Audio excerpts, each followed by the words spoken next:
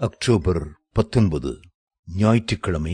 Elisha நிம்சியின் குமாரனாகிய ஏகுவை இஸ்ரவேலின் மேல் ராஜாவாக அபிஷேகம் பண்ணி, ஆபேல் மெகோலா ஊரானான சாப்பாத்தின் குமாரனாகிய எலிசாவை உன் ஸ்தானத்திலே தீர்க்கதரிசியாக அபிஷேகம் பண்ணு. 1 ராஜாக்கள் 19:16. இன்றைக்கு நாம் சந்திக்கப் போகிற தேவ மனிதனாகிய தீர்க்கதரிசியின் பெயர் எலிசா ஆகும்.